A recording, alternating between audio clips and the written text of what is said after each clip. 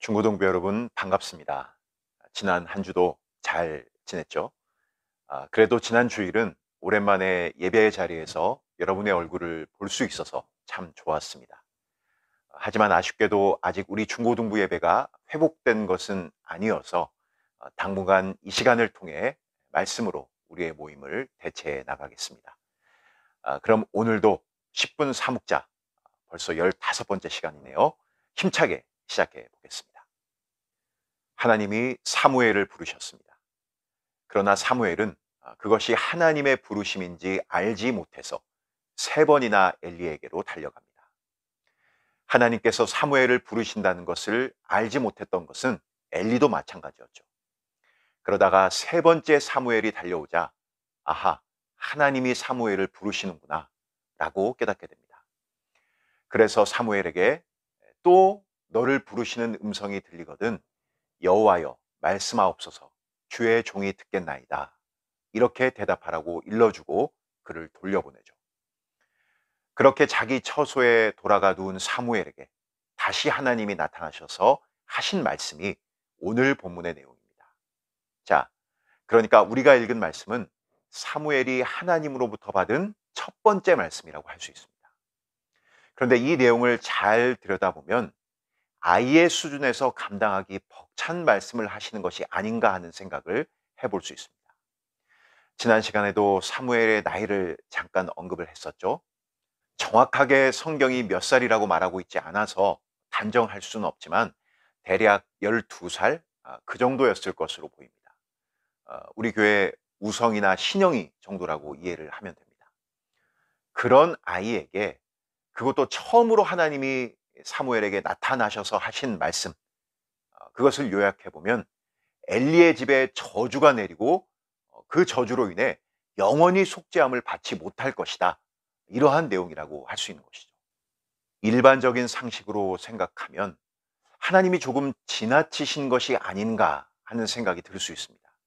차라리 사무엘아, 내가 너를 귀하게 사용할 테니 앞으로 율법을 배우고 지키는 일에 더욱 힘을 기울여라.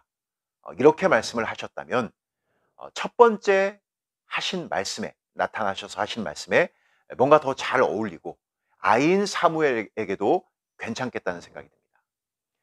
하지만 여기에서 중요한 것은 사무엘은 하나님이 말씀하신 내용을 충분히 이해했다는 사실입니다. 15절을 보면 이렇게 말씀하고 있습니다. 사무엘이 아침까지 누웠다가 여호와의 집의 문을 열었으나 그 이상을 엘리에게 알게 하기를 두려워하더니. 자, 사무엘이 왜 두려워했을까요? 하나님이 말씀하신 내용이 무엇을 담고 있는지 그가 이해했기 때문에 엘리에게 말하기를 꺼렸던 것입니다. 사실 하나님이 말씀하신 내용 자체는 새로운 것이 아닙니다. 이미 엘리에게도 하셨던 말씀의 반복입니다. 그런데 무슨 차이가 있는 것이죠? 그것을 어린 사무엘에게 나타나서 말씀하셨다는 것입니다. 그리고 중요한 것은 사무엘이 그 내용을 정확히 이해했다는 것이죠. 우리가 여기에서 한 가지 발견할 수 있는 사실이 있습니다. 진리를 알고 이해하는 것은 어느 정도 연령을 초월한다는 사실입니다. 사람들은 흔히 이렇게 생각을 하죠. 나이가 많고 혹은 경험이 많으면 진리를 더 잘 이해할 수 있고 반대로 나이가 어리고 경험도 없으면 그렇지 않다고 생각을 합니다. 하지만 오늘 이 말씀이 우리에게 보여주고 있는 것은 무엇이죠? 어린 아이여도 충분히 진리가 무엇이고 복음의 내용이 무엇인지를 이해하고 받아들일 수 있다는 사실입니다. 왜냐하면 진리라는 것은 하나님의 말씀이라는 것은 인간이 이해할 수 있는 어떤 수준, 나이, 경험, 학력, 지능지수 이런 것들에 근거한 것이 아니라 전부 하나님의 은혜로 되어지는 일이기 때문에 그렇습니다. 여러분은 이 말이 이해가 되시나요?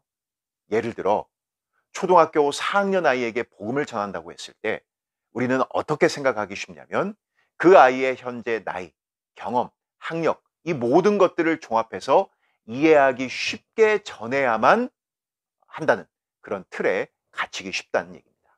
물론 그 아이가 사용하고 이해할 수 있는 단어를 통해서 복음을 전하는 것은 당연한 것이죠. 그런데 언어를 쉽게 사용하는 것과 내용 자체를 유치하고 저급하게 하는 것은 전혀 다른 차원입니다. 언어를 쉽게 하지만 그래도 분명한 진리를 전해야 한다는 것이 맞다는 것입니다. 오늘날 우리가 살고 있는 시대를 잠깐 생각해 보면 비주얼적이고 감각적인 것을 대단히 중요하게 생각합니다. 감성적인 면에 호소를 하며 사람들의 마음을 사로잡으려고 합니다. 그런데 문제는 이러한 시대적 흐름, 사람들이 추구하는 바를 교회 안으로 그대로 끌고 들어와서 동일한 방식으로 접근한다는 것이 문제입니다. 하나님의 말씀을 무조건 복잡하고 어렵게 하는 것이 제일이라고 지금 얘기하는 것이 아닙니다. 하지만 기독교 신앙이 담고 있는 풍성한 진리의 내용을 가볍고 쉽게만 접근하려 하고 그렇게 바라보게 하는 것은 결코 바람직하지 않다는 사실입니다. 하나님이 어떠한 분이시고 하나님이 행하신 일에 대해서 자세히 기록하고 있는 성경을 우리는 결코 가볍게 읽고 넘겨서는 안 된다는 것이죠.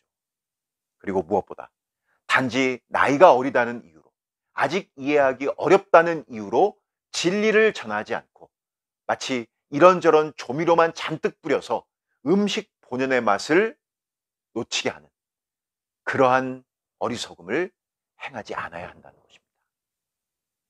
우리 시대의 과학이 과거에 비해 비교할 수 없이 발전하는 것은 맞지만 신앙적으로는 과거에 비해 역시 말할 수 없이 후퇴했다는 사실 여러분 알고 있나요? 우리 장로교회의 근간을 이루고 있는 웨스트민스터 소율문답이 있습니다. 이것은 사실 당시 어린 아이들이 신앙의 내용을 잘 알 수 있도록 만들어진 문답입니다. 그런데 오늘날은 어른들조차도 그것을 보지 않고 답답하고 지루하게 생각할 뿐만 아니라 그저 무조건 어렵다고 생각하는 것이 현실입니다. 그 자리를 대신 재밌고 쉽고 간단한 내용으로 채우려고 한다는 것이죠. 하지만 오늘 어린 사무엘은 하나님의 계시를 바르게 이해했습니다. 진리의 말씀을 이해하는 것은 사람의 기교나 능력 혹은 듣는 사람의 수준에 달려 있는 것이 아니라 하나님의 은혜에 달려 있다는 사실입니다. 나는 아직 어린데, 나는 공부를 잘 못하는데, 이런 것들이 하나님의 말씀을 깨닫고 이해하는데 결코 장애물이 되지 않습니다. 여러분, 하나님의 은혜를 구합시다. 진리의 말씀을 더 자세히, 깊이, 바르게 알고자 하는 마음들이 우리 안에 있기를 간절히 소망합니다. 그런 사모하는 마음으로 나아갈 때 오늘 사무엘에게 주신 은혜를 여러분들에게도 동일하게 허락하시리라 믿습니다. 우리 영은교회 중고등부가 그렇게 하나님 앞에 서기를 소망하면서 오늘 10분 사묵자 강의는 여기까지입니다. 저는 11월의 첫 주일 아침에 여러분과 다시 만나겠습니다. 10월의 마지막 한 주간도 주 안에서 평안하고 건강하고 승리할 수 있기를 바랍니다. 감사합니다.